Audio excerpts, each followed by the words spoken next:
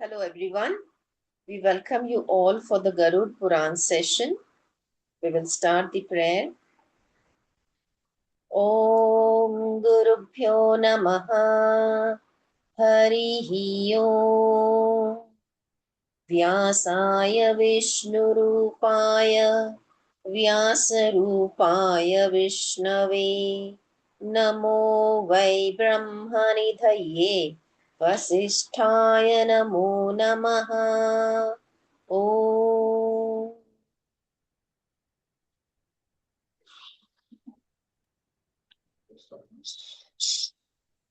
Starts. So we are chapter 111 and हम देख रहे हैं नीति के बारे में. ओके, जो एथिक्स है, जो मॉरल्स है, तो हमने क्या फॉलो करने चाहिए, पूरा डिटेल जो है, कैसे रहना है, कैसे मतलब बिहेव करना है, सारे जो चीजें हैं पूरे डिटेल्स में ये नीति में दिए हैं. काफी सारे चैप्टर्स हैं नीति के ऊपर. ये चैप्टर जो है ये है राजनीति. ओके, सो सारे मतलब डिवाइड कर दिया गया है कि राजनीति कैसी होनी चाहिए, जो कॉमन मैन है उसने कैसी नीति फॉलो करनी चाहिए, जो ब्राह्मण है उसने कैसे नीति फॉलो करनी चाहिए. तो हर एक वर्ण के लिए, हर एक क्लास के लिए पूरे डिटेल में नीति का निरूपण किया गया है. तो ये बहुत ही अमेजिंग है, क्योंकि मतलब जैसे हम स्ट्रेटेजीज बनाते हैं, तो ये पूरी स्ट्रेटेजी दी गई है एंड पूरा दिया गया है कैसे राइट पाथ पर चलना है, कैसे ये चीजें निषिद्ध है, नहीं करनी है. तो अगर आप प्रॉपरली ये फॉलो करते हो तो मतलब हम कभी भी रास्ते से भटक नहीं सकते हैं. तो मतलब this is just flabbergasting that this Quran is being kept closed and not allowed for people to read. क्योंकि अभी तक हम देख रहे हैं कि डेथ के बारे में, डरावनी चीजों के बारे में या वो नर्क कैसे होते हैं, ऐसा कुछ भी अभी तक मतलब it's almost two-thirds of the Quran that we have been reading and we are not still there. तो मतलब कितना सारा जो चंक है, जो इम्पोर्टेंट है लाइफ जीने के लिए, अपनी जो लाइफ है वो जीने के लिए, तो वो सारा दिया हुआ है. और क्योंकि हमने इसको अनटच रखा हुआ है, just because some people have said कि कि this is fearful and all, तो हमने ट्राई ही नहीं किया कभी इसको पढ़ने का. तो I think this is a very good opportunity कि हम पढ़ रहे हैं and I am very glad that we have been guided to read this Quran. So अभी देखते हैं ये चैप्टर राजनीति निरूपण. तो सूत जी कहते हैं कि राजा को चाहिए कि कि वह सदैव सबकी भली भांति परीक्षा करता रहे. सत्यपरायण तथा धर्मपरायण राजा ही नित्य राजा का पालन करने में समर्थ होता है. उसे चाहिए कि वह शत्रु सेनाओं को जीत कर धर्म पूर्वक पृथ्वी का पालन करे. राजा को जंगल में माली के समान पुष्प वृक्ष से पुष्प ग्रहण करना चाहिए, किंतु कोयला बनाने वाले के समान वृक्ष का मूलोच्छेद नहीं करना चाहिए. अर्थात राज्य रूपी वन में राजा को अपनी प्रजा से कर ग्रहण करते समय माली के सदृश आचरण करना चाहिए. वृक्ष काट कर कोयला बनाने वाला अंगारक का आचरण उसके लिए सर्वथा त्याज्य है. मतलब जब कर लेने जाता है राजा, तो जो जो प्रॉब्लम्स है, क्या है मतलब प्रजा की, वो सब सॉल्व करनी चाहिए. ऐसा नहीं है कि जैसे मतलब जो माली जो होता है, मतलब एनालॉजी जो दी है कि माली जो है वो वो जो पुष्प जो होते हैं, फ्लावर्स जो आते हैं, तो सिर्फ वो फ्लावर्स से वो अपना प्लांट से वो सिर्फ पुष्प जो है फ्लावर्स निकालते हैं, राइट. पर वो बता रहे हैं कि ऐसे नहीं होना चाहिए कि जो कोयला बनाने वाला जो होता है वो क्या करता है, पूरे वृक्ष को ही रूट से ही उखाड़ देता है ताकि उसको कोयला बनाना होता है। तो वो समझा रहे हैं कि राजनीति में राजा जो है जब प्रजा के पास जाता है तो उनके जो प्रॉब्लम्स हैं वो समझे और उसको सॉल्व करे, ना कि उसको मतलब बिना बिना सुने ही कोई पनिशमेंट दे देगा ऐसे कुछ। ओके, जिस प्रकार अभी सारे एनालॉजीज दिए हैं, आई थिंक ये जो चैप्टर्स अभी जा रहे हैं, मतलब हम पढ़ रहे हैं कल परसों से, ये काफी नॉर्मल हिंदी है तो समझने में भी बहुत ही इजी लग रहा है, एंड डिफिकल्ट वर्ड्स तो बिल्कुल नहीं है। एंड अच्छा है क्योंकि ये कोड ऑफ कंडक्ट जो है हमारे लाइफ के लिए, जीने के लिए, तो ये हमको बहुत आसानी से समझ में आएगा। तो जिस प्रकार दूध दूहने वाले दूध का पान करते हैं किंतु विकृत हो जाने पर उसका उपभोग नहीं करते, उसी प्रकार राजाओं को चाहिए कि वे परराष्ट्र का उपभोग तो करे किंतु उसको दूषित ना करे। जिस प्रकार दुग्ध प्राप्ति के इच्छुक मनुष्य गौ के स्तन से दूध तो निकाल लेते हैं परंतु उसके स्तन को काटते नहीं है, इसी प्रकार राजा के द्वारा प्रयुक्त इस नीति से अर्थात कर रूप में संपूर्ण धन ग्रहण करने से पीड़ित राष्ट्र अभ्युदय अभ्युदय को प्राप्त नहीं करता है। अतएव राजा को सब प्रकार से पृथ्वी का पालन करना चाहिए क्योंकि ऐसे राजा के पास ही भूमि, कीर्ति, आयु, प्रतिष्ठा और पराक्रम विद्यमान रहते हैं। नित्य भगवान विष्णु की पूजा करके जो धार्मिक राजा गौ ब्राह्मण के हित में रत रहता है वही जितेंद्रिय राजा प्रजा के पालन में समर्थ हो सकता है। ऐश्वर्य अस्थायी होता है, ये तो हम सब जानते हैं। अतः प्राप्त हुए अस्थिर ऐश्वर्य में आसक्त न होकर, मतलब ऐश्वर्य हमको पता है कि वो अस्थाई है, मतलब अगर हमारे पास आज 1 करोड़ है तो नॉट नेसेसरी कल उतना ही रहेगा, कुछ ऊपर नीचे हो सकता है, तो वो अस्थाई है। एंड प्राप्त हुए अस्थिर ऐश्वर्य में आसक्त न होकर, मतलब वहां पे तो आप मतलब क्या बोल सकते हैं कि वहां पे आप रिलैक्स ना हो जाओ या उसमें एकदम बुक करते ना रहो, तो वो आसक्त न होकर राजा को धर्म आचरण में अपनी बुद्धि को लगाना चाहिए। तो ये तो राजा के लिए है, पर हमने वहां पे ही मतलब घुटने टेक के रहना नहीं है, पर जो आपका धर्म है उसको तो फॉलो करना है, जो जीविका है उसको करना है, बाकी की सारी चीजें तो करनी है।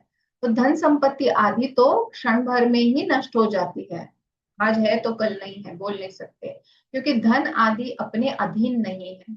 मन को रमणीय लगने वाली स्त्रियां सत्य हो सकती है, विभूतियां दैट इज धन संपत्ति भी सत्य हो सकती है, किंतु यह जीवन तो स्त्री कटाक्षपात की भ्रांति चंचल है, असत्य है। शरीर में स्थित वृद्धावस्था सिंहनी के समान भयभीत करती रहती है, योग शत्रु की भांति शरीर में उत्पन्न होते रहते हैं। आयु फूटे हुए घड़े से निकलते हुए जल के सदृश क्षीण हो जाती है। फिर भी इसे इस संसार में कोई भी मनुष्य आत्महित चिंतन में प्रवृत्त नहीं होता। मतलब हमने सच में इंट्रोस्पेक्शन करना बहुत जरूरी है। आई थिंक डेली बेसिस पर एक 15-20 मिनट, आधा घंटा इंट्रोस्पेक्शन करना जरूरी है कि आज का दिन कैसा गया, फिर दिन में हमने क्या क्या किया, कौन सी अच्छी चीजें की, कहाँ पे गलती हुई, कहाँ पे आप कुछ ज्यादा कर गए, कुछ मतलब उतना नहीं करना चाहिए था, तो बहुत सारी चीजें हैं। तो आपको आपका मतलब हम बोल सकते हैं रिपोर्ट कार्ड जो है दिन भर का आपको उस मंथन में, इंट्रोस्पेक्शन में मिल सकता है, तो फिर नेक्स्ट डे जो है आप बेटर हो सकते हो, राइट। तो हे मनुष्यों, इस क्षणभंगुर जीवन में आप सब निश्चित क्यों हैं, मतलब आराम से क्यों है, दूसरे का हित करना ही उचित है, जो बाद में कल्याणकारी है। इस परोपकार धर्म से विपरीत कामेंद्रियों के मंद मंद कटाक्षपात से काम पीड़ित आप सबके द्वारा जो आनंद प्राप्त किया जाता है, क्या उसी में आप सभी का हित सहनिहित है? ऐसे आचरण में तो कभी भी हित संभव नहीं है। अतः इस प्रकार का पाप न करें। आप सभी को सदैव ब्राह्मण विष्णु और उस परात्पर ब्रह्मा का विधिवत निरंतर भजन करना चाहिए। तो जो ऐश्वर्य मिला है, जो चीजें आपको मिली है लाइफ से, बहुत बढ़िया है, क्योंकि आपने कहीं ना कहीं वो पुण्य किया है पहले लाइफ्स में, पास्ट लाइफ्स में, तो उसकी वजह से ये लाइफ आपकी बढ़िया है। पर उसी में गुम हो जाना नहीं है। तो निरंतर आपको जो है भजन कीर्तन जो भी मतलब आप करते हो स्पिरिचुअली, तो वो करना जरूरी है। वहां पे भूल चूक नहीं होनी चाहिए, क्योंकि आज जो बोओगे उसका ही फल आगे मिलने वाला है। तो अगर आप रममय हो गए, रम गए ये अभी के लाइफ में, तो फिर आगे के लाइफ में सीड उसका प्लांट आने के लिए आपने तो सीड बोया ही नहीं, तो बहुत जरूरी है। तो आप सभी को सदैव ब्राह्मण विष्णु और उस परात्पर ब्रह्मा की विधिवत निरंतर भजन करना चाहिए, क्योंकि जल में डूबे हुए घट के समान आयु मृत्यु के बहाने एक दिन में ही समाप्त हो सकती है, अथवा वह धीरे धीरे नष्ट हो जाती है। जो मनुष्य पराई स्त्रियों में मातृभाव रखता है, जो दूसरे के द्रव्यों को मिट्टी पत्थरों के ढीले के समान नगण्य समझता है, और सभी प्राणियों में अपने ही स्वरूप का दर्शन, दैट इज आत्मदर्शन करता है, वही विद्वान है। हे ब्राह्मणों, सत्य तो यही है कि राजागण अपनी आत्मा के लिए ही राज्य प्राप्ति की कामना करते हैं, और इसलिए सभी कार्यों में अपनी वाणी का उल्लंघन भी सहन नहीं करते हैं, तथा धन का संचय भी इसी के लिए करते हैं। किंतु राजाओं को भी अपनी रक्षा करके शेष बचे हुए धन का उपयोग विजातियों के भरण पोषण में करना चाहिए।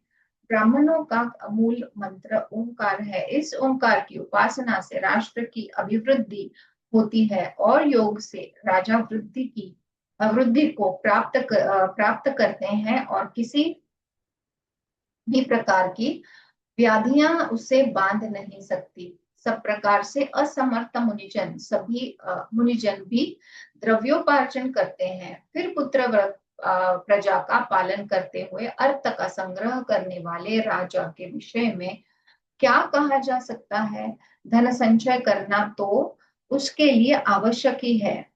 जिसके पास धन है उसी के मित्र एवं बंधु बांधव है। वह इस संसार में पुरुष है, और वही धन संपन्न व्यक्ति विद्वान है। धन रहित होने पर मनुष्य को मित्र, पुत्र, स्त्री तथा परिजन छोड़ देते हैं। ये तभी लिखा गया, मतलब उनको पता था कि आने वाले काल में तो ऐसा ही होने वाला है। जो धनवान होने पर पुनः वे सभी उसी का आश्रय ग्रहण कर लेते हैं, क्योंकि इस संसार में धन ही पुरुष का बंधु है। तो राजा शास्त्रों के ज्ञान से शून्य है। वह नेत्रों के रहते हुए भी अंधे के समान है, क्योंकि अंधा व्यक्ति तो अपने गुप्तचर के द्वारा देख सकता है, किंतु जो शास्त्र ज्ञान से रहित राजा देखने में असफल ही रहता है। जिस राजा के पुत्र, भृत्य, मंत्री एवं पुरोहित तथा इंद्रियां प्रस्तुत रहती है, अर्थात अपने अपने कर्तव्य के पालन में सावधान नहीं रहती है, उसका राज्य निश्चित ही चिरस्थायी नहीं होता। जिस ज्ञान संपन्न व्यक्ति ने बुद्धिमान तथा आलस्य रहित पुत्र, भृत्य एवं परिजन इन तीनों के योग्य रूप में प्राप्त किया है, वह राजाओं के सहित चारों समुद्र से संयुक्त पृथ्वी पर विजय प्राप्त कर लेता है। जो राजा शास्त्र सम्मत और युक्ति युक्त सिद्धांतों का उल्लंघन करता है, वह निश्चित ही इस लोक एवं परलोक दोनों में नष्ट हो जाता है। आपातकाल में आने पर राजा को दुखी नहीं होना चाहिए। उसे समबुद्धि, प्रसन्नात्मा तथा सुख दुख में समान रहना चाहिए। धैर्यवान मनुष्य कष्ट प्राप्त करके भी दुखी नहीं होते हैं, क्योंकि राहु के मुख में प्रविष्ट होकर चंद्र क्या पुनः उदित नहीं होता। शरीर के लालन पालन में अनुरक्त जनों के प्रति धिक्कार है। मनुष्य को धनहीन होने से क्षीण हुए शरीर के प्रति भी खेद नहीं करना चाहिए। यह तो सुना ही गया है कि पतिव्रता पत्नी सहित पांडुपुत्र युधिष्ठिर आदि ने आपातकाल में दुख से मुक्त होकर पुनः सुख प्राप्त किया था। तो कभी भी मतलब उनका कहना है कि ऊपर नीचे अगर होता है तो डरना नहीं है। अतः अनुकूल समय की प्रतीक्षा धैर्य के साथ करनी चाहिए। गंधर्व विद्या, वाद्य, गणिकागण, धनुर्वेद और अर्थशास्त्र की रक्षा राजा को करनी चाहिए, क्योंकि ये सभी अपनी अपनी जगह राष्ट्र के लिए उपयोगी है। जो राजा भृत्य पर आकरण क्रोध करता है, भृत्य आपको याद है जो सर्वेंट्स होते हैं उनके, वो या एम्प्लॉयज बोल सकते हैं हमारे लिए, वह काले भयंकर नाग से छोड़े गए विष से गृहस्थ उन्माद को प्राप्त करता है। राजा को कभी भी श्रोत्रिय के प्रति, भृत्य के प्रति की बहुना मानव मात्र के प्रति न कभी चपल दृष्टि रखनी चाहिए, चपल दृष्टि रखनी चाहिए और न कभी भी मिथ्या वाक्य का प्रयोग करना चाहिए। जो राजा अपने योग्य भृत्य एवं योग्य स्वजन के बल पर गर्वित होकर शासन की उपेक्षा करता है और मदांधर होकर विलासी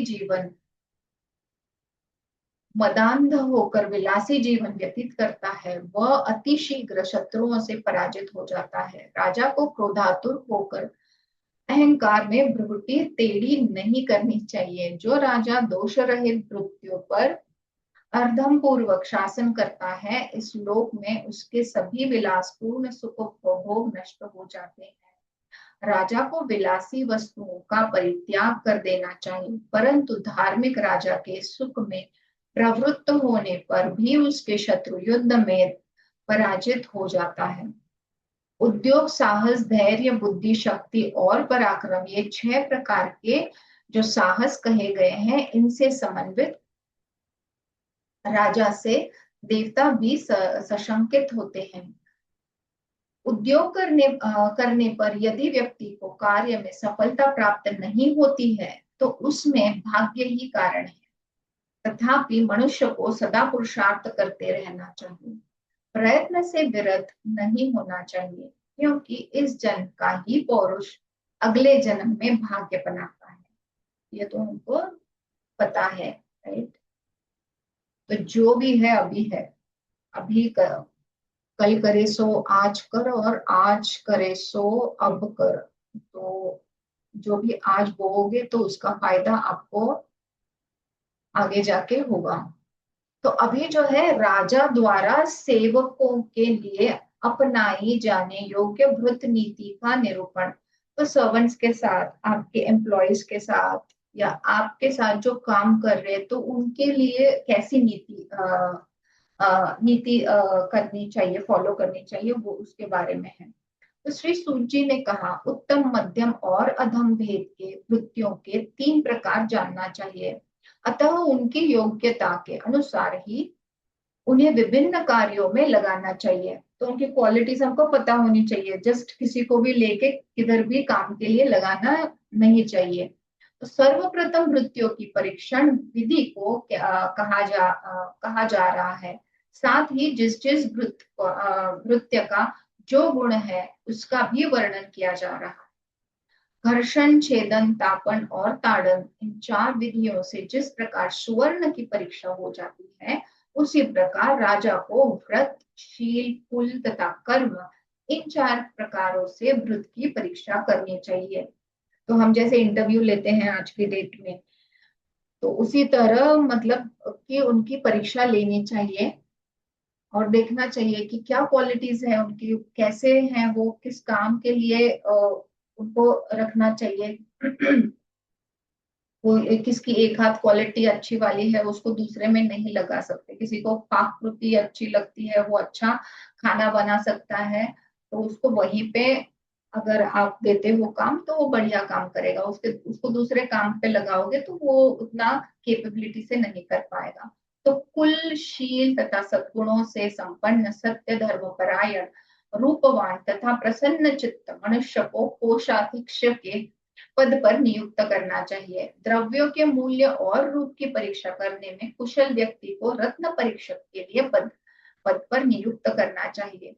जो सैन्य शक्ति के बलाबल का परिज्ञान प्राप्त करने में निपुण हो उसी को सेनाध्यक्ष बनाना चाहिए। जो व्यक्ति संकेत मात्र स्वामी के अभिप्राय को समझने में समर्थ है, बलवान तथा सुंदर शरीर वाला है, प्रमादहीन एवं जितेंद्रिय है, उसको प्रतिहार के पद पर नियुक्त करने के लिए कहा गया है। जो मेधावी वाक्पटु, विद्वान, सत्यवादी, जितेंद्रिय और सभी शास्त्रों की सम्यक आलोचना करने वाला हो, वही सज्जन व्यक्ति लेखक के पद का अधिकारी है। जो बुद्धिमान, विवेकशील, दूसरे के चित्त का परिज्ञाता, शूर तथा यथोक्तवादी है, उसे दूत के पद पर नियुक्त करना चाहिए। जो मनुष्य समस्त स्मृतियों और शास्त्रों का पंडित है, जितेंद्रिय, शौर्य एवं पराक्रम आदि गुणों से संपन्न है, उसे धर्माध्यक्ष के पद पर नियुक्त करना चाहिए। जिसकी पितामह आदि की परंपरा में रसोई का ही काम होता रहा हो, और जो विशेष रूप से पाकशास्त्र का जानने वाला, सत्यवादी, पवित्र एवं दक्ष हो, ऐसा पुरुष रसोई के लिए उचित होता है। जो आयुर्वेद शास्त्र का समय ज्ञान रखने वाला, सौम्य रूप से संपन्न, सभी के लिए देखने में प्रिय लगने वाला, आयु, शील और गुणों से संपन्न हो, वह वैद्य के पद का अधिकारी होता है। वेदांग के तत्वों को जानने में समर्थ, जब होम परायण, नित्य आशीर्वाद देने में तत्पर, अर्थात राजा की मंगल कामना में दत्तचित्त, विद्वान राज पुरोहित के योग्य होता है। यदि लेखक, पाठक, गणक, प्रतिरोधक, प्रतिहार आदि पदाधिकारी कार्य करने में आलस्य करते हो, तो राजा सदैव उनको उस कार्य से पृथक कर दे।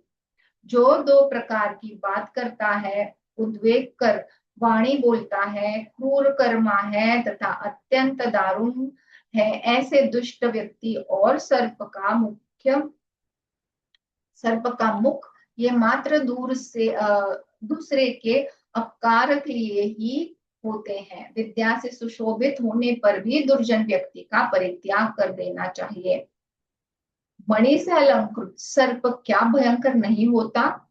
अकारण क्रोध करने वाले दृष्ट से किसी व्यक्ति को भय नहीं रहता।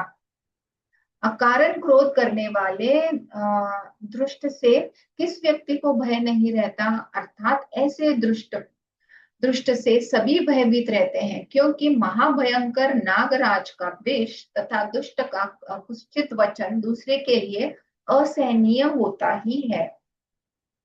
जो क्रोध करता है उसको हमको लगता है कि बाबा 4 फीट दूर रहो, 5 फीट दूर रहो, पास ना आ जाओ। राजा को अपने समान धन वैभव से संपन्न पौरुष और ज्ञान में समक्ष एवं अपने रहस्य को जानने वाले और उद्योगशील कृत्य को पूर्ण रूप से निष्प्रभावी बना देना चाहिए। अन्यथा राजा निश्चित ही अपने राज्य से भ्रष्ट हो जाता है, क्योंकि ऐसा भृत्य राज्य का अपहारक ही होता है। आरंभ में जो भृत्य शूरता दिखाए, मधुर और धीमे वाक्य बोले, जितेंद्रियों के रूप में स्वयं को प्रदर्शित करे और साथ ही पराक्रमशीलता भी प्रदर्शित करे, पर बाद में इसके विपरीत आचरण करे, ऐसे भृत्य हतैषी नहीं होते। आलस्य रहित, अच्छी तरह से संतुष्ट, अनिद्रा रोग से रहित, सदा सजग रहने वाले, सुख दुख में स्थिर मति वाले तथा धैर्य संपन्न भृत्य इस जगत में दुर्लभ है। ट्रू है ना। हम जब सर्वेंट्स देखते हैं वो भी मतलब प्रॉपर अच्छे वाले सच में दुर्लभ होते हैं। क्षमा से रहित, क्या, क्षमा से रहित, सत्य विहीन, क्रूर बुद्धि, निंदक, अहंकारी, कपटी, शठ, लोभी, पौरुषहीन और भयभीत होने वाला भृत्य राजा के लिए त्याज्य है। ऐसे व्यक्ति को किसी भी राज्य कार्य में नियुक्त नहीं करना चाहिए। राजा को दुर्ग दैट इज किले में संधान किए जाने योग्य अस्त्र तथा विविध प्रकार के शास्त्रों का अच्छे प्रकार से संग्रह करना चाहिए। ऐसा करने से राजा शत्रु को पराजित कर सकता है। परिस्थिति के अनुसार संधि की अनिवार्यता होने पर राजा को शत्रु के साथ 6 मास अथवा 1 वर्ष पर्यंत ही संधि करनी चाहिए। उसके बाद अपने संचित समर्थक को देखते हुए शत्रु को पराजित करना चाहिए। जो राजा राज कार्य में मूर्ख व्यक्ति को नियोजित करता है, उस राजा को अपयश, धन विनाश तथा नरक भोग ये 3 प्राप्त होते हैं। जो राजा भृत्यों की सूक्ष्म कार्य प्रणाली के द्वारा जो कुछ भी शुभाशुभ कर्म करता है, उसी के अनुसार ही वह भविष्य में अभिवृद्धि या रहस्य को प्राप्त करता है। अतः राजा को धर्म, अर्थ तथा काम इस त्रिवर्ग की साधना एवं गौ ब्राह्मण की अभिरक्षा के लिए राज्य कार्य में सर्वगुण संपन्न विद्वान व्यक्ति को ही नियुक्त करना चाहिए। अगेन मतलब चैप्टर का नाम है नीति सा, तो जो नीति है उसका जो पूरा सार है वो इसमें दिया गया है। तो सूत जी ने कहा, राजा को राज्य कार्य में गुणवान पुरुष की नियुक्ति और गुणहीन का परित्याग करना चाहिए। राजा को राज्य कार्य में गुणवान पुरुष की नियुक्ति और गुणहीन का परित्याग करना चाहिए। विद्वान व्यक्ति में सभी गुण विद्यमान रहते हैं, किंतु मूर्ख व्यक्ति में तो केवल दोष ही रहते हैं। निरंतर सज्जनों के साथ रहना चाहिए और सज्जनों की ही संगति करनी चाहिए। विवाद एवं मैत्री भी सज्जनों के साथ ही करनी चाहिए। दुर्जनों के साथ कुछ भी नहीं करना चाहिए। पंडित, विनीत, धर्मज्ञ एवं सत्यवादी जनों के साथ बंधन में भी रहना श्रेयस्कर है, किंतु दुष्टों के साथ राज्य का भी उपयोग करना उचित नहीं। सभी कार्यों को पूर्ण कर लेना चाहिए, कोई काम अधूरा नहीं छोड़ना चाहिए। इससे सभी प्रकार के अर्थ को प्राप्ति हो जाती है। जिस प्रकार भ्रमर पुष्प के पराग को ग्रहण कर लेता है किंतु पुष्प को नष्ट नहीं करता, जैसे दूध दूहने वाला व्यक्ति बछड़े के हित को ध्यान में रखते हुए दूध को दुहाता है, वैसे ही राजा को प्रजा हित का ध्यान रखते हुए प्रजा से कर का दोहन करना चाहिए। जिस प्रकार मधुमक्खी एक एक पुष्प से मधु को ग्रहण कर उसे एकत्रित करती है, उसी प्रकार राजा को भी प्रजा से धन संग्रह करना चाहिए। जैसे वाल्मीकि मधुमक्खी का छत्ता तथा शुक्ल पक्ष का चंद्रमा प्रतिदिन थोड़ा थोड़ा बढ़ता रहता है, वैसे ही राजा का द्रव्य तथा भिक्षा भी धीरे धीरे थोड़ा थोड़ा धर्म पूर्वक संग्रह करने से बढ़ती रहती है। समुचित रीति से अर्जित किए गए धन का भी क्षय होता ही है और श्रद्धा पूर्वक दिया मान दान कोटि गुणित होकर यथा समय मिलता ही है। इस वास्तविकता को ध्यान में रखते हुए अपना कोई भी दिन दान, अध्ययन या सत्कर्म से विहीन नहीं होने देना चाहिए। रागी व्यक्ति से वर्ण में भी दोष हो जाते हैं, अतः घर में मनुष्य के द्वारा किया गया पंचेंद्रियों का निग्रह तप ही है। जो व्यक्ति जितेंद्रिय होकर अनिंदित कर्मों से प्रवृत्त हो सन्मार्ग की ओर बढ़ता जाता है, उस विषय वासना से दूर निवृत्त मार्ग वाले के लिए उसका घर ही तपोवन है। सत्य के पालन से धर्म की रक्षा होती है। सदा अभ्यास करने से विद्या की रक्षा होती है।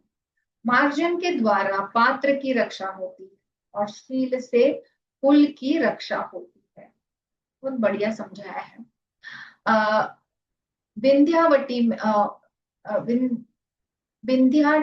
विंध्याटवी में निवास करना मनुष्य के लिए अच्छा है। बिना भोजन किए ही मर जाना श्रेयस्कर है। सर्प से परिव्याप्त भूमि पर सोना तथा कुएं में गिरकर मृत्यु को प्राप्त करना उचित है।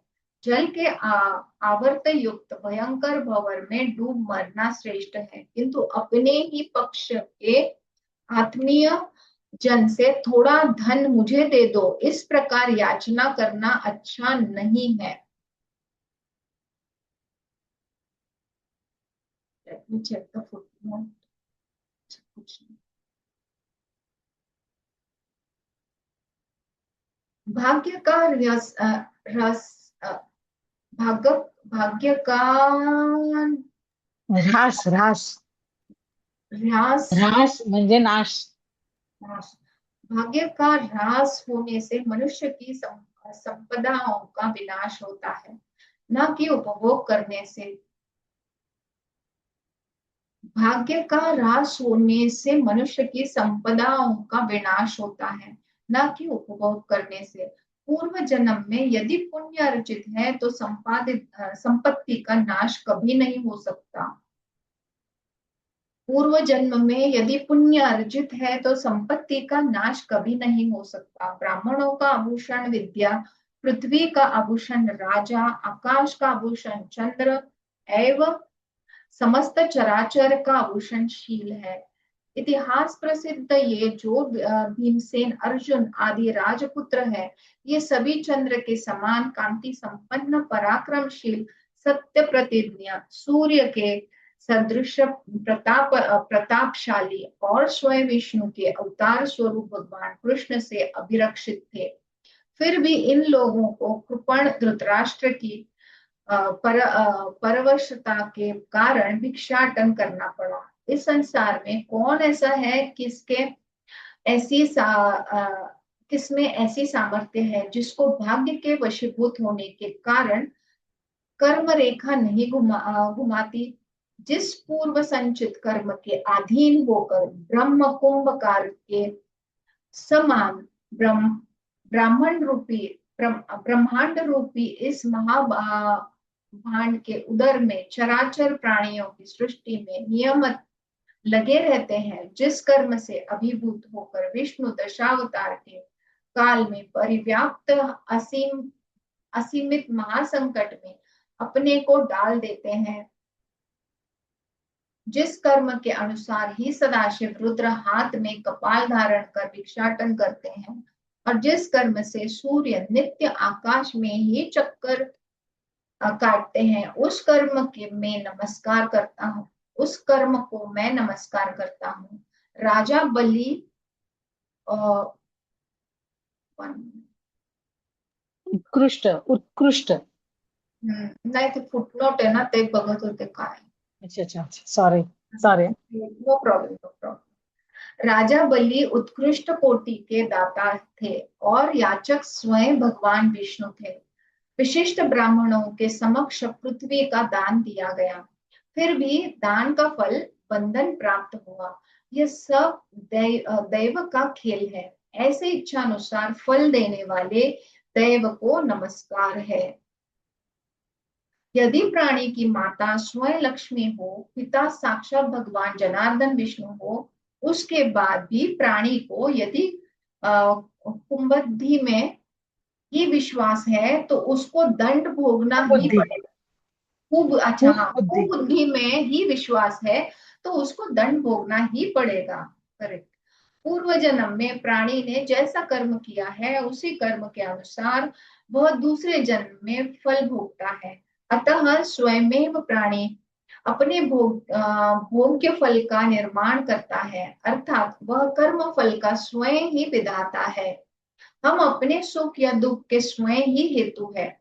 माता के गर्भाशय में आकर अपने पूर्व देह में किए गए कर्मों के फल ही हमें भोगने पड़ते हैं।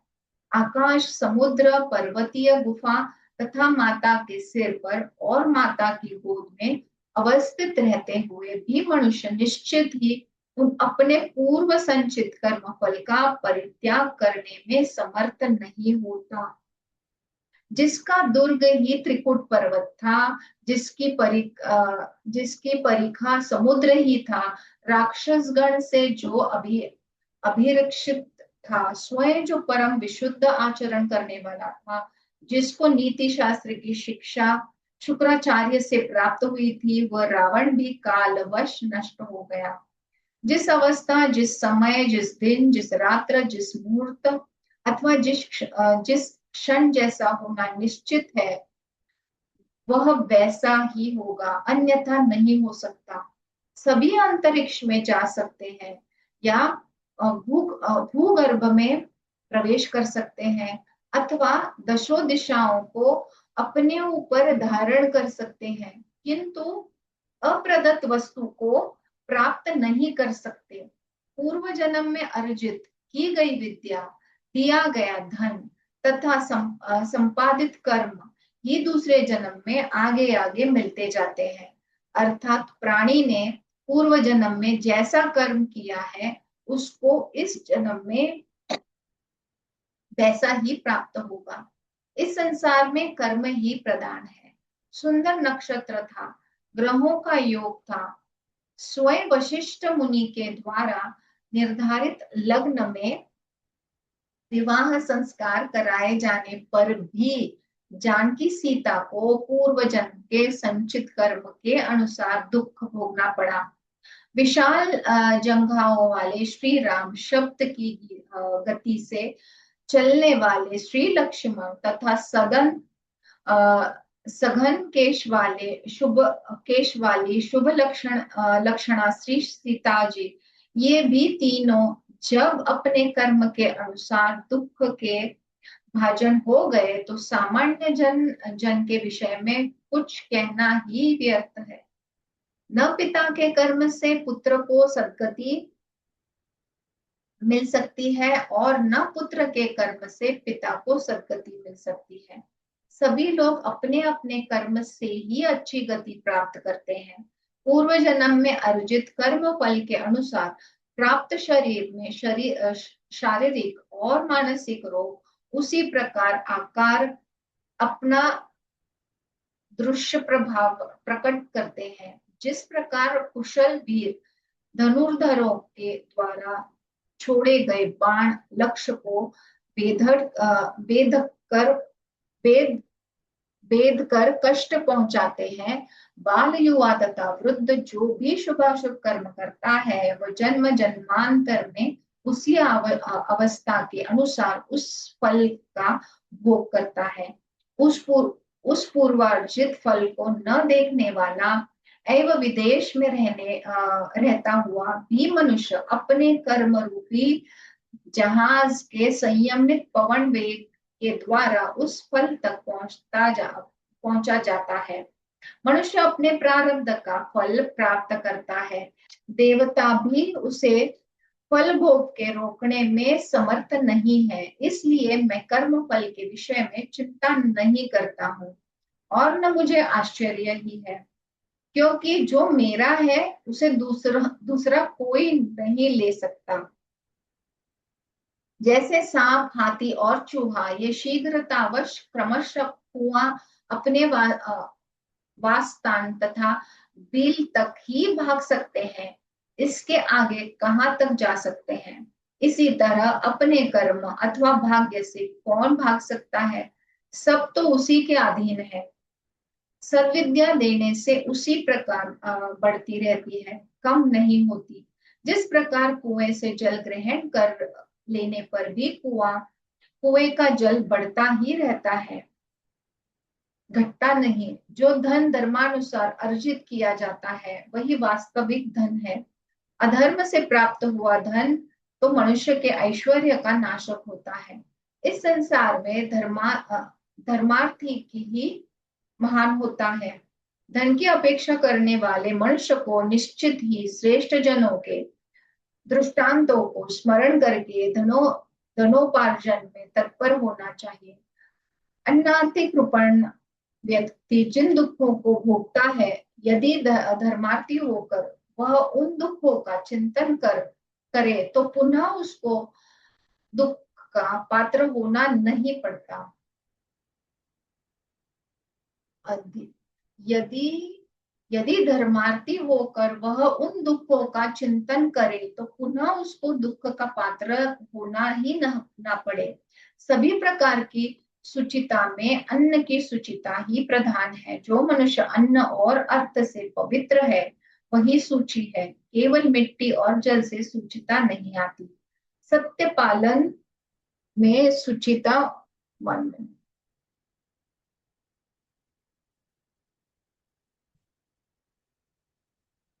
सत्य पालन में सुचिता, मन शुद्धि, इंद्रिय निग्रह, सभी प्राणियों में दया और जल से प्रक्षालन, ये 5 प्रकार के शौच माने गए हैं। जिसमें सत्य पालन की सुचिता है उसके लिए स्वर्ग की प्राप्ति दुर्लभ नहीं है। जो मनुष्य सत्य ही संभाषण करता है वह अश्वमेध यज्ञ करने वाले व्यक्ति से भी बढ़कर है। दुष्ट स्वभाव से अपनी आत्मा को दबा कर रखने वाला दुराचारी पुरुष हजारों बार मिट्टी के लेप तथा सैकड़ों बार जल के प्रक्षालन से पवित्र नहीं हो सकता। जिसके हाथ पैर एवं मन सुसंयत है, जिस अध्यात्म विद्या प्राप्त है, जो धर्म पालन के लिए कष्ट सहन करता है तथा जिसने सत्कीर्ति अर्जित की है वही तीर्थों का यथार्थ फल भी भोगता है।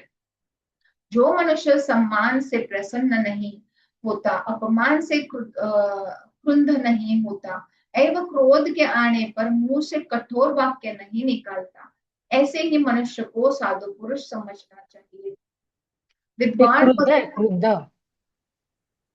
क्रुद्ध क्रोधातला क्रुद्ध। जो मनुष्य सम्मान से प्रसन्न नहीं होता, अपमान से क्रुद्ध नहीं होता नहीं होता। एवं क्रोध से आने पर मुंह से कठोर वाक्य नहीं निकाल। तो क्रोध आहे ना, त्याच्याच ते क्रुद्ध आहे, म्हणजे रागवत नाही।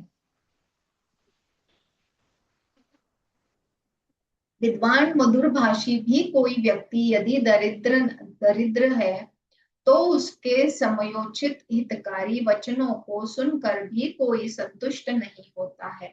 यदि कोई मनुष्य मंत्र या बल के प्रभाव से अथवा बुद्धि और पौरुष के बल पर अलभ्य अदृष्ट वस्तु को प्राप्त नहीं कर पा रहा है तो उस विषय में मनुष्य को किसी प्रकार का खेद नहीं करना चाहिए। अयाचित कोई वस्तु मुझे प्राप्त हो और पुनः वह मेरे पास से चली जाए तो कष्ट होता है, किंतु जो जहां से आई थी वह पुनः वही चली गई तो उसमें कैसा दुख करने का कोई औचित्य नहीं है। रात्रि में सदैव एक ही वृक्ष पर नाना प्रकार के पक्षियों का समूह शरण लेता है, किंतु प्रातः काल होते ही वे सभी भिन्न भिन्न दिशाओं में चले जाते हैं। Beautiful example. उस आश्रय के विषय में उन लोगों को कौन सा दुख होता है, इसी दृष्टांत को ध्यान में रखकर मनुष्य को वियोगजन्य दुख में खिन्न नहीं होना चाहिए। एक साथ सामूहिक रूप में चलने वालों में यदि कोई एक त्वरित गति से चल रहा है तो उससे ईर्ष्या क्यों की जाए। हे शौनक, सभी प्राणियों या पदार्थों की उत्पत्ति के पूर्व में स्थिति नहीं थी और निधन के अंत में भी उनकी स्थिति नहीं रहेगी। सभी पदार्थ मध्य में ही विद्यमान रहते हैं, इसमें दुख करने की क्या बात है। समय प्राप्त न होने से पहले प्राणी सैकड़ों बाण लगने पर भी नहीं मरता और समय के आ जाने पर कुश की नोक लग जाने से भी वह जीवित नहीं रहता। प्राप्त होने योग्य वस्तु ही प्राप्त होती है, गंतव्य स्थान पर ही व्यक्ति जाता है। अतः प्राणी को जो दुख सुख प्राप्त होने योग्य है वही उसको प्राप्त होता है। मनुष्य प्राप्त होने योग्य अमुक अमुक वस्तु को ही प्राप्त करता है, तो वह अभिलाषित वस्तु के लिए नाना प्रकार से प्रयास करके क्या प्राप्त कर लेगा? उसका तो अपने को अभावग्रस्त समझकर प्रलाप करना व्यर्थ ही है। जिस प्रकार प्रार्थना आदि के बिना ही यथा समय वृक्ष के द्वारा प्राणी को अपने समय पर ही फल फूल की प्राप्ति होती हो जाती है, उसी प्रकार पूर्व जन्म कृत कर्म भी अपने समय के अनुसार यथोचित फल देता है। व्यक्ति में अवस्थित शील, कुल, विद्या, ज्ञान, गुण तथा कुल शुद्धि उसको कुछ देने में समर्थ नहीं है। पूर्व जन्म कृत तप से प्राप्त हुआ उसका भाग्य ही समय के अनुसार वृक्ष की भांति उसे फल देता है। प्राणी की मृत्यु वहां होती है जहां उसका हंता विद्यमान रहता है। लक्ष्मी वही निवास करती है जहां संपत्तियां रहती है। ऐसे ही अपने कर्म से प्रेरित होकर प्राणी स्वयं ही उन उन स्थानों पर पहुंच जाता है। पूर्व जन्म में किया गया कर्म कर्ता के पीछे पीछे वैसे ही रहता है, जैसे गोष्ठ में 1000 गायों के रहने पर भी बछड़ा अपनी माता को प्राप्त कर लेता है। हे मूर्ख प्राणी, इस प्रकार जब पूर्व जन्मकृत कर्म कर्ता में ही अवस्थित रहता है, तो अपने पुण्य का फल भोगो। तुम क्यों संतप्त हो रहे हो? जैसा पूर्व जन्म में शुभ अथवा अशुभ कर्म किया गया है, वैसा ही फल जन्मांतर में कर्ता का अनुसरण करता है, उसके पीछे पीछे चलता है।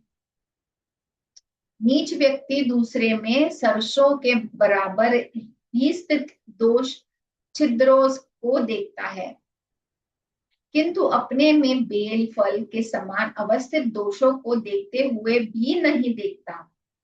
किंतु अपने में बेल के समान अवस्थित दोषों को देखते हुए भी नहीं देखता। हे द्विज, राग द्वेषादिक दोषों से युक्त प्राणियों को कहीं पर भी सुख नहीं है। मैं भली प्रकार से विचार करके यह देखता हूँ कि जहाँ संतोष है वहां सुख है, जहाँ स्नेह है वही भय है। अतः स्नेह ही दुख का कारण है। सही बात है, स्नेह ही दुख का कारण है। प्राणियों में स्नेह उत्पन्न करने के जो मूल है वह ही दुख के कारण है। अतः उनका परित्याग कर देने पर, अर्थात उनके प्रति अपनी आसक्ति को समाप्त कर देने से प्राणी को महान सुख की प्राप्ति होती है। यह शरीर ही दुख और सुख का घर है। उत्पन्न हुए शरीर के साथ ही वह दुख सुख भी उत्पन्न होता है। पराधीनता ही दुख है और स्वाधीनता ही सुख है। संक्षेप में यही सुख दुख का लक्षण समझना चाहिए। प्राणी को सुख भोग के पश्चात दुख और दुख के बाद सुख का भोग प्राप्त होता है। इस तरह मनुष्य के सुख दुख चक्र के समान परिवर्तित होते रहते हैं। जो मनुष्य भूतकालीन विषय वस्तु को समाप्त हुआ मान लेता है और भविष्य में होने वाले को बहुत दूर समझता है एवं वर्तमान में अनासक्त भाव से रहता है, वह किसी भी प्रकार के शोक से दुखी नहीं होता। मतलब be in the present moment, इसका यही सार है, बी इन द प्रेजेंट। किती सुंदर सांगितलंय हे. हे खरं पहिल्यापासून शिकायला हवं. हे आधीच कळलं असतं तर एवढं दुःख झालं नसतं. हे बट पुराण पहिलं वाचायला नाही, अगेन म्हणजे माझं पर्सनल मत आहे की understanding will come when you go through all that. आधी नाही, खरं कळालं खरं. असतं ना तर आपल्याला आता जे कळून जे महत्व समजतंय त्याचं probably we wouldn't have got that. त्यामुळे तिथून आपण होरपळून आल्यावर आता ह्याचं महत्व खूप जास्त आहे किंवा ते खरंय खरंय. समजतंय, यु नो, आणि हम्म, कदाचित we will put into action also. Otherwise ते हम्म. रेडीमेड थियोरटिकल मिळालं की मग ओके ऐसा ऐसा है क्या, sorry we are talking in Marathi, तो ऐसा ऐसा है क्या 1 2 3 4, तो फिर कि ऐसा दिया गया है ना कि कई बार हम देखते हैं कि दूसरे जब हमको बताते हैं तो you take it but might not be that you implement that, but when you go through it then फिर समझता है हाँ हाँ मेरे साथ भी ऐसा हुआ तो अच्छा ऐसा करना है क्या, then you start implementing. So taking Yeah, action yeah. Is, So the knowledge comes when most needed. yeah, so because that time it's, and you are ready to absorb also, no, Yes. otherwise we don't, we will just write notes and keep. Now so many notes we make, where are we reading? We Unless don't and read. until it triggers you. True, true. So when it Very true. triggers, it absorbs and you implement it to the next moment. Yeah. So the time again, they said no now in this chapter, matlab when it has to happen that time only. So everything is, I mean it is so amazing कि मतलब जो ऊपर जो बैठे हैं, पूरा हमारा जो आकाशिक रिकॉर्ड है, मतलब कितना क्लियर कट विद टाइम, कौन कौन लोग है, कितना डिटेल दिया गया है. हैंड नोट्स रखे होंगे उन्होंने, क्योंकि जब आएंगे तो वहीं पे वही जगह जाना है, ऐसे ही लोग मिलेंगे. मतलब कितना परफेक्ट टाइमिंग में भी जो आना है वो आता है. So oh my God, it is really amazing. Great, great. खरंच रियली अप्रतिम आहे. This chapter I just loved, आणि स्पेशली द एनोलॉजी, मतलब जो मीनिंग्स दिए गए हैं बहुत एप्ट है. उदाहरणं खूपच छान दिले, बरोबर आहे.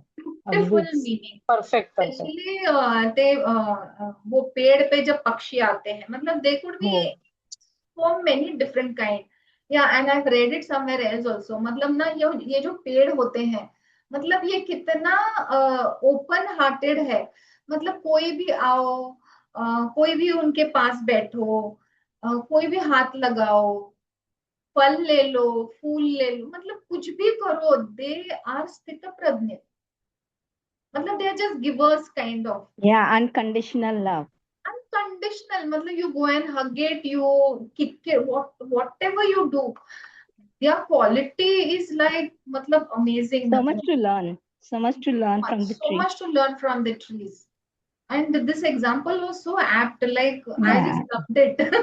कि so many birds coming and then they go also, and the tree is just like that. It is, मतलब we have to learn. Yeah. But it feels easy, no, like yeah true, मतलब yes. So कहीं ना कहीं Yeah. वो ऐसे touch हो जाता है. So Hmm. beautiful examples. सही है. अभी अभी पूरा इसका सार दिया गया है, नीति सार. सो श्री सूत जी ने पुनः कहा, न कोई किसका मित्र है और न कोई किसी का शत्रु, कारण विशेष से ही लोग एक दूसरे के मित्र और शत्रु होते हैं. तो ये भी कितना एप्ट है. यह 2 अक्षरों वाला रत्न रूपी मित्र, इन्वर्टेड कॉमर्स में मित्र दिया गया है, तो ये 2 अक्षरों वाला रत्न रूपी, मतलब इसको वेटेज भी दिया है. रत्न रूपी मित्र शब्द किसने बनाया? यह दुख एवं भय से प्राणियों का अभिरक्षक है तथा प्राणी मात्र में प्रेम और विश्वास को उत्पन्न करने वाला है. जिस व्यक्ति ने एक बार भी हरि इस 2 अक्षर से युक्त शब्द का उच्चारण कर लिया, वह अपने कटी प्रदेश में परिकर फेंटा बांध कर मुक्ति प्राप्त करने के लिए तैयार रहता है. अर्थात ऐसे मनुष्य मोक्ष का अधिकारी हो जाता है. सो जस्ट हरि या कोई भी आप जप करते हो, वो करने से या भगवान का नाम लेने से आप अधिकारी बन जाते हो मोक्ष के लिए. This is also so beautiful, you are eligible for it.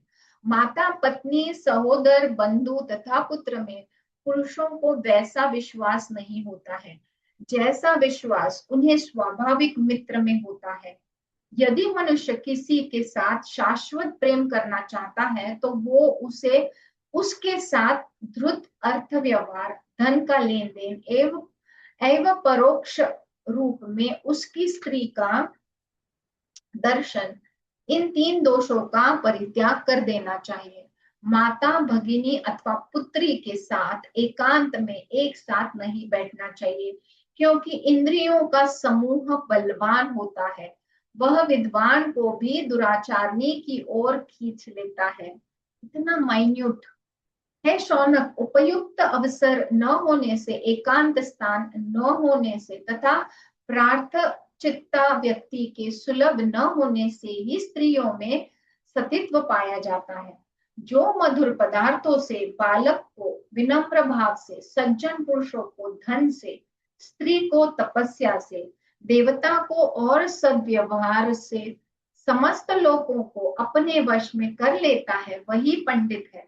जो लोग कपट से मित्र बनाना चाहते हैं, पाप से धर्म कमाना चाहते हैं, दूसरे को संतप्त करके धन संग्रह करना चाहते हैं, बिना परिश्रम के ही सुखपूर्वक विद्या अर्जन करना चाहते हैं और कठोर व्यवहार के द्वारा स्त्रियों को वश में रखने की अभिलाषा रखते हैं, वे पंडित कुशल नहीं है। फल की इच्छा रखने वाला मनुष्य यदि फल संबंधित वृक्ष का ही मूलोच्छेद कर डालता है तो वह दुर्बुद्धि है, उसे फल कभी नहीं प्राप्त हो सकता।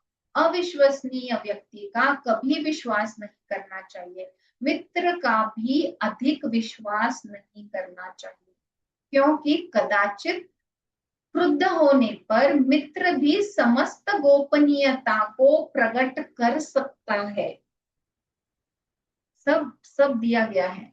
सभी प्राणियों में विश्वास करना, सभी प्राणियों को प्राणियों के प्रति सात्विक भाव रखना एवं अपने सद्भाव की रक्षा करना, ये सज्जन पुरुष के लक्षण है। दरिद्र लिए गोष्ठी विषय के समान है, विष के समान है, और वृद्ध व्यक्ति के लिए युवती विष के समान है। भली भांति आत्मसात न की गई विद्या विष है तथा अजीर्ण दशा में किया गया भोजन विष के समान है। अकुंठित व्यक्ति को गायन, नीच व्यक्ति को उच्च आसन की प्राप्ति, दरिद्र को दान तथा युवकों को तरुणी प्रिय होती है।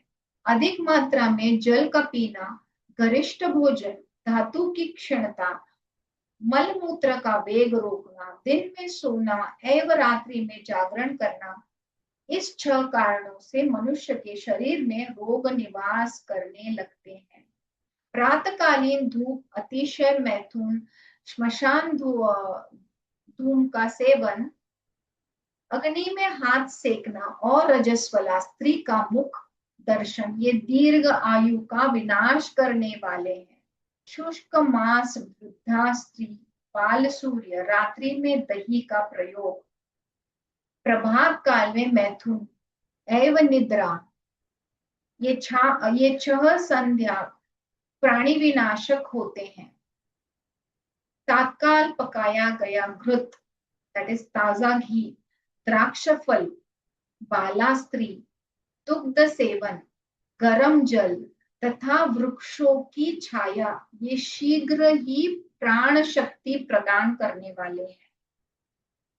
तात्काल पकाया गया घृत, दैट इज ताजा घी, द्राक्ष फल, बाली स्त्री, दुग्ध सेवन, गरम जल तथा वृक्षों की छाया, ये शीघ्र ही प्राण शक्ति प्रदान करने वाले हैं।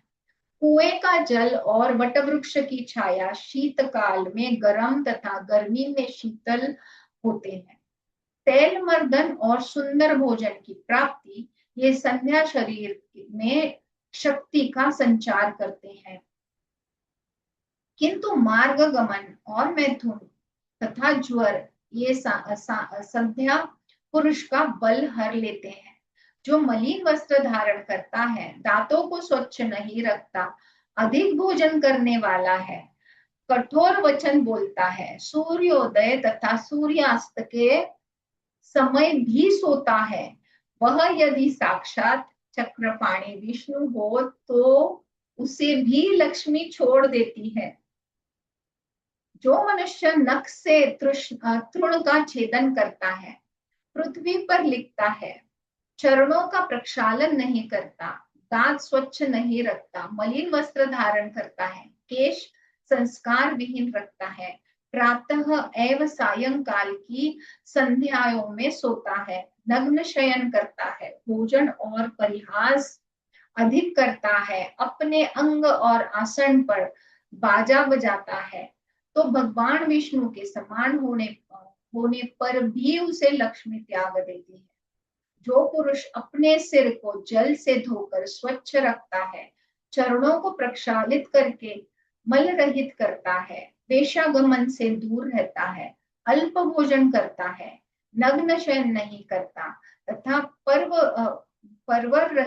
पर्व रहित दिवसों में स्त्री सहवास करता है, तो उसके लिए षट कर्म चिरकाल से विनिष्ट हुई उसकी लक्ष्मी को पुनः उसके सानिध्य में ले आते हैं। बाल सूर्य के तेज, जलती हुई चिता का धुआं, वृद्ध स्त्री, बासी दही और झाड़ू की धुलिया सेवन दीर्घ आयु की कामना करने वाले पुरुष को नहीं करना चाहिए। हाथी, अश्व, रथ, धान्य तथा गौ की धूलि शुभ होती है, किंतु गधा, ऊंट, बकरी एवं भेड़ की धूलि को अशुभ मानना चाहिए। हाथी, अश्व, रथ, धान्य तथा गौ की धूलि शुभ होती है। गौ की धूलि, धान्य की धूलि और पुत्र के अंग में लगी हुई जो धूलि है वह महान कल्याणकारी एवं महापातकों का विनाशक है। सुख फटकने से निकली हुई वायु, नकाग्रह का जल, स्नान किए हुए वस्त्र के निचोड़ा हुआ जल, केश से गिरता हुआ जल तथा झाड़ू की धूलि मनुष्य के पूर्व जन्म के अर्जित पुण्य को भी नष्ट कर देती है। ब्राह्मण तथा अग्नि के बीच से, दो ब्राह्मण के बीच से, पति पत्नी के बीच से, स्वामी स्वामिनी के बीच से तथा घोड़ा सांड के बीच से नहीं जाना चाहिए। स्त्री, राजा, अग्नि, सर्प, स्वाध्याय, शत्रु की सेवा, भोग और आस्वाद में कौन ऐसा बुद्धिमान होगा जो विश्वास करेगा। अविश्वसनीय पर विश्वास तथा विश्वस्त प्राणी पर अधिक विश्वास नहीं करना चाहिए, क्योंकि विश्वास करने से जो भय उत्पन्न होता है वह मनुष्य को समूल नष्ट कर देता है। जो मनुष्य शत्रु के साथ संधि करके आश्वस्त रहता है वह निश्चित ही वृक्ष की शाखा के अग्रभाग पर सोए हुए मनुष्य के समान गिरने के पश्चात भी जागता है। प्राणी को अत्यंत सरल अथवा अत्यंत कठोर नहीं होना चाहिए, क्योंकि सरल स्वभाव से सरल और कठोर स्वभाव से कठोर शत्रु को नष्ट किया जा सकता है। अत्यंत सरल तथा अत्यंत कोमल नहीं होना चाहिए। सरल अर्थात सीधे वृक्ष ही काटे जाते हैं, टेढ़े तो यथास्थिति में खड़े रहते हैं। फल से परिपूर्ण वृक्ष एवं गुणवान व्यक्ति विनम्र हो जाते हैं, किंतु सूखे हुए वृक्ष और मूर्ख मनुष्य टूट सकते हैं पर झुक नहीं सकते, अर्थात वे विनयावनत नहीं हो सकते। जिस प्रकार बिना याचना किए ही दुख जीवन में आते हैं और स्वतः चले भी जाते हैं, उसी प्रकार सुख की भी यह स्थिति है। कामना करने वाला मनुष्य तो माचर बिल्ली की तरह दुखों को ही प्राप्त करता है। सज्जन पुरुष के आगे पीछे संपदाएं सर्वदा घूमती रहती है। दुर्जन के लिए इससे विपरीत स्थिति होती है। अतः जैसा अच्छा लगे वैसा करे। सज्जनता और दुर्जनता का आचरण करना मनुष्य पर निर्भर है। 6 कानों तक पहुंची हुई गुप्त मंत्र का नष्ट हो जाता है। अतः मंत्रणा को 4 कानों तक ही सीमित रखना चाहिए। 2 कानों तक स्थित मंत्र का तो ब्रह्मा भी जानने में समर्थ नहीं है। उस गाय से क्या लाभ है जो न दूध देने वाली है और न गर्भिणी है? उस पुत्र से उत्पन्न होने से भी क्या लाभ है जो न तो विद्वान है और न धार्मिक है? विद्या संपन्न एवं बुद्धिमान तथा पुरुषों में श्रेष्ठ एकमात्र सुपुत्र से भी मनुष्य का कुल वैसे ही सुशोभित हो जाता है जैसे एक ही चंद्रमा से आकाश मंडल चमकने लगता है। जिस प्रकार एक ही सुषुप्त और सुगंधित वृक्ष से संपूर्ण वन सुवासित हो जाता है, उसी प्रकार एक ही सुपुत्र से संपूर्ण कुल पवित्र हो जाता है। मनुष्य के लिए गुणवान एक ही पुत्र अच्छा है, गुणहीन 100 पुत्रों से क्या लाभ?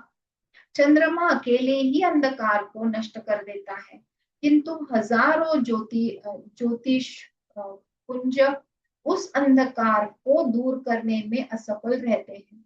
मनुष्य को 5 वर्ष तक पुत्र का प्यार से पालन करना चाहिए, 10 वर्ष तक उसे अनुशासित रखना चाहिए तथा 16 वर्ष की अवस्था प्राप्त होने पर उसके साथ मित्रवत व्यवहार करना चाहिए। कुछ व्याघ्र हरिण के समान मुख वाले होते हैं, कुछ हरिण व्याघ्र मुख वाले होते हैं। उनके वास्तविक स्वरूप के परिज्ञान में पद पद पर अविश्वास बना ही रहता है। इसलिए बाह्य आकृति से प्राणी की अंतः प्रवृत्ति को नहीं जानना चाहिए। बाह्य आकृति से प्राणी की अंतः प्रवृत्ति को नहीं जानना चाहिए। क्षमाशील व्यक्तियों में एक ही दोष है, दूसरा दोष नहीं। दोष यह है कि जो क्षमाशील होते हैं मनुष्य उनको अशक्त दैट इज असमर्थ मानता है। Very true. प्राणी को यह शास्त्र मत स्वीकार कर लेना चाहिए कि संसार के समस्त भोग क्षणभंगुर ही है। इसलिए अपनी ओर आकृष्ट करने वाले स्निग्ध सुंदर सुखोपभोग के प्रति विद्वान पुरुष के विचार स्थित एवं तटस्थ रहते हैं। उनके मन में उन विषय वासनाओं के लिए आकर्षण नहीं होता। हे शौनक, बड़ा भाई पिता के समान है। पिता की मृत्यु के पश्चात वह सभी छोटे भाइयों का पिता है, क्योंकि वह सभी का पालन पोषण करता है। वह समस्त छोटों के प्रति एक समान भाव रखता है। वह समान उपभोग करने वाले परिजनों के विषय में वैसा ही व्यवहार करता है जैसा अपने पुत्रों के प्रति उसका व्यवहार होता है। अतः छोटे भाइयों को बड़े भाई के प्रति पिता के समान आदर भाव रखना चाहिए। कम शक्तिशाली वस्तुओं का समुदाय संगठन भी अत्यधिक शक्ति संपन्न हो जाता है, जिसे तृण को बटकर बनाई गई रस्सी से हाथी भी बांध लिया जाता है। जो दूसरे का धन चुरा कर दान देता है वह नरक में जाता है। जिसका धन है उसी को उसका दान फल प्राप्त होता है। द्रव्य देवताओं के पूजन आदि में समर्पित किए जाने वाले योग्य द्रव्यों की विनाश करने से, ब्राह्मण के धन का अपहरण करने से एवं ब्राह्मण का तिरस्कार करने से मनुष्य के वंश नष्ट हो जाते हैं।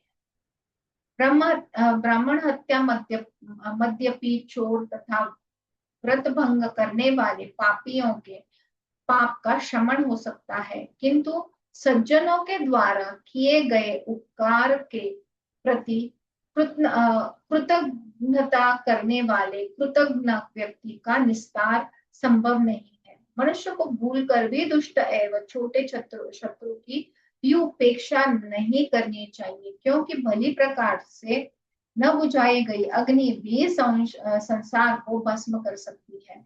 जो नई अवस्था में अर्थात युवावस्था में शांत रहता है वही शांत स्वभाव है, ऐसा मेरा विचार है, क्योंकि धातु क्षय आदि सब प्रकार की शक्तियों के समाप्त हो जाने पर किस में शांति नहीं आ जाती, अर्थात उस अवस्था में तो सभी शांत हो जाते हैं।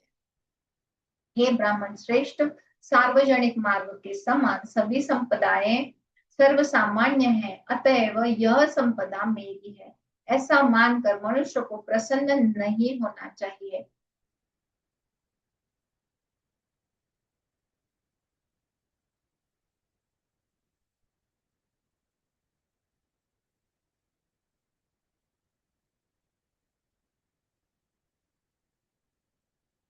We will stop here. दूसरा चैप्टर काफी बड़ा।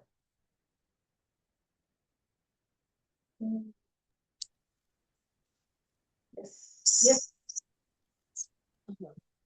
We will conclude the session with the prayer.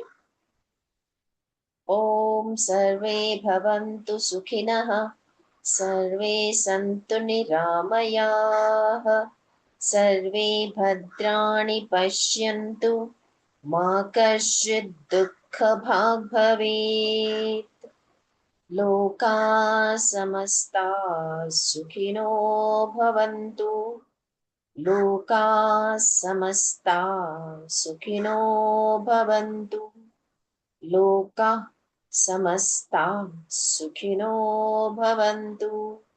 Om Shanti Shanti Shanti. Thank you, everyone.